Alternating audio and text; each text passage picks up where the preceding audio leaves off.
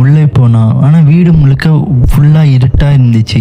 அங்கே ஒரு கண்ணாடி இருந்துச்சு, அங்கே முகம் தெரியும்னு பார்த்தான். ஆனால் அங்கே முகமே தெரியல, பின்னாடி யாரோ நிற்கிற மாரி.